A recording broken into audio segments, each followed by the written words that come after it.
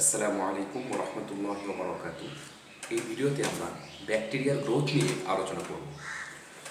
Bacterial growth বলতে যেটা বোঝায় সেটা হলো ব্যাকটেরিয়ার যত কম্পোনেন্ট আছে সব কিছুর বৃদ্ধি বা সব কিছুর গ্রোথই হলো ব্যাকটেরিয়াল গ্রোথ। আমরা যদি ডিফাইন করতে চাই তাহলে আমরা এভাবে বলতে পারি, bacterial growth is the orderly increase in the sum of all components of bacteria. Okay, আচ্ছা। তো আমাদের আরও জানতে হবে হচ্ছে মাল্টিপ্লিকেশন সম্পর্কে, ব্যাকটেরিয়াল মাল্টিপ্লিকেশন সম্পর্কে।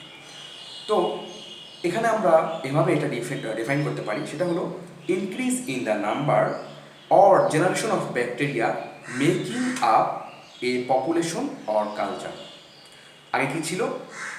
Orderly increase in the sum of all components of the bacteria, এটা হলো ব্যাকটেরিয়াল গ্রোথ। আর মাল্টিপ্লিকেশন কি ছিল?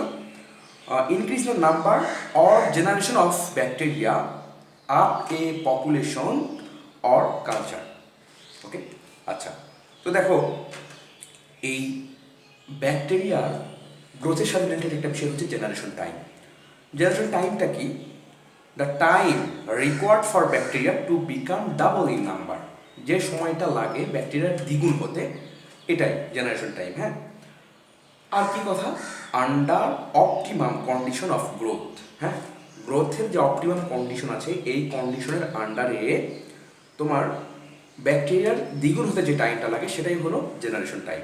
আমরা আবার বলি, the time required for bacteria to become double in number under optimum condition of growth is called generation time or doubling time. আচ্ছা, তো এটা বিভিন্ন ব্যাকটেরিয়া বিভিন্ন হয়। অর্ডিনারি নর্মাল ব্যাকটেরিয়াগুলোর ক্ষেত্রে 18 থেকে 20 মিনিটস হয়ে থাকে। মাইক্রোব্যাকটেরিয়াম টিউবারকুলোসিস এইটার ক্ষেত্রে তোমার হচ্ছে 18 থেকে 20 আওয়ার্স হয়ে থাকে। আর মাইক্রোব্যাকটেরিয়াম লেপ্রি এটার ক্ষেত্রে 28 থেকে 20 ডেজ হয়ে থাকে। আচ্ছা, এটার কিছু ক্লিনিক্যাল ইম্পর্টেন্স আছে। আচ্ছা, তোমাদেরকে বলি, যদি এই জেনারেশন টাইমটা বেড়ে যায় তাহলে কি হবে বলো? ব্যাকটেরিয়া বাড়তে অনেক টাইম লাগছে। ব্যাকটেরিয়া বাড়তে অনেক টাইম লাগছে, অ্যান্টিবায়োটিক সেটাও কাজ করছে অনেক ধীরে ধীরে। তাহলে কি হবে? লং ডিউরেশন অফ ট্রিটমেন্ট, মানে এই ব্যাকটেরিয়াকে মারতে বা ট্রিটমেন্টের জন্য অনেক বেশি টাইম লাগবে, এইটা একটা ব্যাপার। আর কি হবে? এদের হচ্ছে তোমার ইনকিউবেশন পিরিয়ড বা সুপ্তাবস্থা এটা বেড়ে যাবে। এটা বেড়ে গেলে কি হবে? Late manifestation of disease. আচ্ছা, আমরা যদি বিপরীত দিক থেকে চিন্তা করি, যদি জেনারেশন টাইমটা যদি কমিয়ে দিই তাহলে কি হবে? জেনারেশন টাইমটা কমিয়ে দিলে তোমার ইনকিউবেশন পিরিয়ডটা কমে যাবে। আর ইনকিউবেশন পিরিয়ডটা কমে গেলে আর্লি ম্যানিফেস্টেশন অফ ডিজিজ হবে। কেন? তারা মানে সুপ্তাবস্থা কমে গেল, তাড়াতাড়ি ব্যাকটেরিয়া হচ্ছে ডেভেলপ করলো, তাহলে কি হবে? ডিজিজের যে ম্যানিফেস্টেশন এগুলো আর্লি দেখা যাবে। ওকে, আচ্ছা, এই যে গ্রোথের কথা বলছি, হ্যাঁ, এই গ্রোথের জন্য বেশ কিছু হচ্ছে রিকোয়ারমেন্ট লাগে। হ্যাঁ, নিউট্রিশনাল রিকোয়ারমেন্ট লাগে, কেমিক্যাল রিকোয়ারমেন্ট লাগে। তো নিউট্রিশনাল রিকোয়ারমেন্ট বলতে কি বোঝা যায় বলো? নিউট্রিশন বলতে কি? কার্বোহাইড্রেট, প্রোটিন, এগুলো, তাই না? তাহলে এগুলো হচ্ছে সোর্স অফ এনার্জির ভিতরে ইনক্লুডেড। তাহলে আমরা কি বলেছি? নিউট্রিশনাল ফ্যাক্টরসের ভিতরে কি কি আছে? একটা হচ্ছে সোর্স অফ এনার্জি, কি? Carbohydrate, protein. আর হচ্ছে তোমার গ্রোথ ফ্যাক্টর। গ্রোথ ফ্যাক্টরের ভিতরে কি কি আছে? ট্রেস এলিমেন্ট আছে, যেমন হচ্ছে তোমার জিঙ্ক, আয়রন, এগুলো আছে। তারপরে হচ্ছে তোমার কিছু অ্যাক্সেসরি ফ্যাক্টর আছে, ফ্যাক্টর 5, ফ্যাক্টর 10, এগুলো। হ্যাঁ, তারপরে হচ্ছে এসেনশিয়াল গ্রোথ ফ্যাক্টর আছে, যেমন ভিটামিনস, প্যারা অ্যামিনো বেঞ্জোইক অ্যাসিড, তারপর রিবোফ্লাভিন, নিকোটিনিক অ্যাসিড, এগুলো। এগুলো হচ্ছে আমাদের নিউট্রিশনাল আর কেমিক্যাল ফ্যাক্টরের ভিতরে। আরও কিছু আছে ফিজিক্যাল ফ্যাক্টর। কী কী? অক্সিজেন আছে, কার্বন ডাইঅক্সাইড আছে, তারপরে হচ্ছে তোমার টেম্পারেচার আছে, অসমোটিক প্রেশার আছে, হ্যাঁ, তারপর ওয়াটার আছে, এগুলো। তাহলে আমরা এই যে অক্সিজেনের কথা বললাম না, এই অক্সিজেন যেসব ব্যাকটেরিয়ার প্রয়োজন হয় আর যেসব ব্যাকটেরিয়ার প্রয়োজন হয় না, এর ভিত্তিতে আমরা বেশ কিছু ভাগে ভাগ করতে পারি। সেটা আমরা একটু পরে আলোচনা করছি, তার আগে আমরা বলে রাখছি, কার্বন ডাইঅক্সাইড আমরা যে বললাম এনভায়রনমেন্টাল আর ফিজিক্যাল ফ্যাক্টরের ভিতরে, এই কার্বন ডাইঅক্সাইড এইটার যদি এক্সাম্পল বলতে হয় তাহলে আমরা বলবো নেসারিয়া গনোরিয়া আর ব্রুসেলা অ্যাবর্টাস, এগুলো হচ্ছে কার্বন ডাইঅক্সাইডের এক্সাম্পল। আচ্ছা, নেক্সট আমরা আলোচনা করবো এই যে অক্সিজেন প্রয়োজন যেটার হয়, এটার ভিত্তিতে আমরা বেশ কিছু ভাগে ভাগ করতে পারি। একটা হচ্ছে অ্যারোবিক, হ্যাঁ, অব্লিগেট অ্যারোব, তারপর হচ্ছে ফ্যাকাল্টেটিভ অ্যানারোব, অব্লিগেট অ্যানারোব, মাইক্রো অ্যারোফিলিক, এই চারটা মধ্যে ভাগ করতে পারি। হ্যাঁ, তাহলে অব্লিগেট অ্যারোব এর উদাহরণ হচ্ছে তোমার ব্যাসিলাস অ্যানথ্রাসিস, মাইক্রোব্যাকটেরিয়াম টিউবারকুলোসিস আর সিউডোমোনাস। তাহলে অব্লিগেট অ্যারোব এর উদাহরণ কি কি? ব্যাসিলাস অ্যানথ্রাসিস, মাইক্রোব্যাকটেরিয়াম টিউবারকুলোসিস আর সিউডোমোনাস। ফ্যাকাল্টেটিভ অ্যানারোব যেগুলো আছে সেগুলোর উদাহরণ হচ্ছে স্ট্যাফিলোকক্কি, স্টেপটোকক্কি, ইকোলাই, শিগেলা। হ্যাঁ, তারপরে হচ্ছে তোমার অব্লিগেট অ্যানারোব যেগুলো আছে সেগুলোর সেগুলোর উদাহরণ হচ্ছে তোমার ক্লস্ট্রিডিয়াম স্পেসিস আছে, তারপরে ব্যাকটেরিওয়েডস স্পেসিস, ক্লস্ট্রিডিয়াম আর ব্যাকটেরিওয়েডস, এই দুইটা। আর আছে মাইক্রো অ্যারোফিলিক, এগুলোর উদাহরণ হচ্ছে তোমার হেলিকোব্যাক্টার পাইলোরি আর কম্পাইলোব্যাক্টার জেজুরি। ওকে, আচ্ছা, নেক্সট এই গ্রোথের একটা কার্ভ সম্পর্কে আমাদের অনেক কোশ্চেন জিজ্ঞেস করা হয়। এই কার্ভটা আসলে কি? হ্যাঁ, এই কার্ভটা আসলে টাইমের সাপেক্ষে ব্যাকটেরিয়ার গ্রোথকে রিপ্রেজেন্ট করা একটা কার্ভ। এই কার্ভে কয়েকটা ফেজ আছে। এই কার্ভের ডেফিনেশন তোমরা হচ্ছে পড়ে নিবে। আর কয়েকটা ফেজ আছে, কি কি? Lag phase, log phase, stationary phase আর ডেথ ফেজ। শুরুতে আমরা ল্যাগ ফেজ নিয়ে আলোচনা করব। তাহলে এই ল্যাগ ফেজটা কি?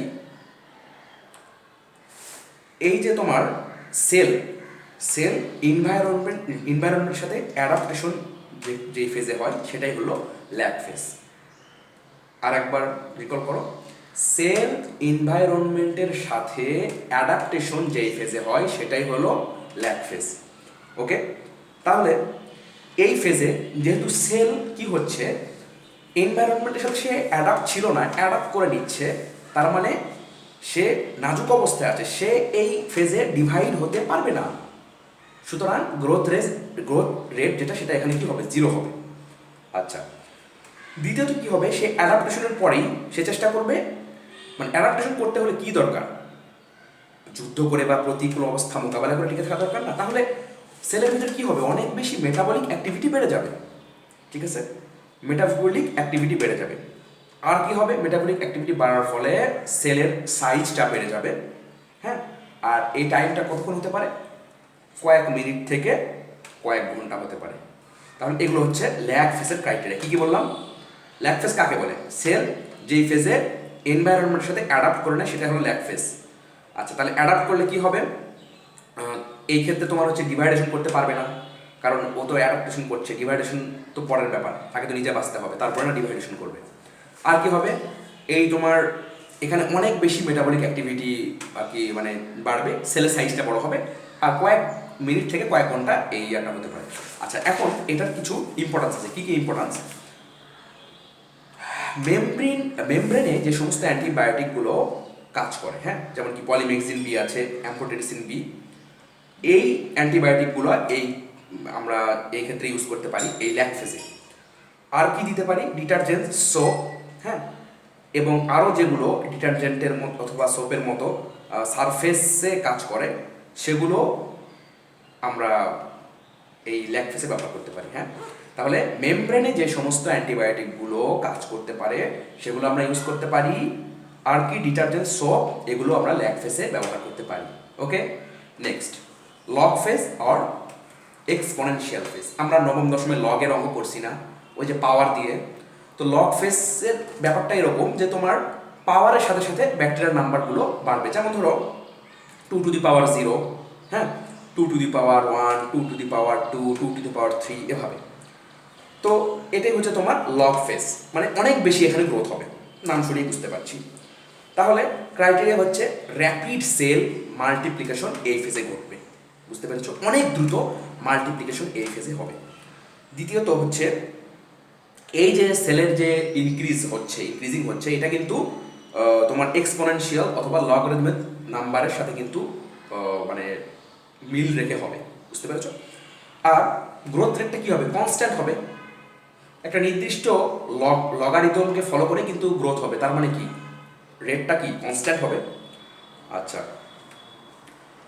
আর এখানে আরও একটা ব্যাপার হচ্ছে যে this continuous until nutrients in the medium become exhausted or toxic metabolic products accumulate and inhibit growth. আচ্ছা, যাই হোক তোমরা মোটা দাগে তিনটা মনে রাখলে হবে। নেক্সট, এটা ইম্পর্টেন্সটা কি, bacteria break the defensive mechanism of the body.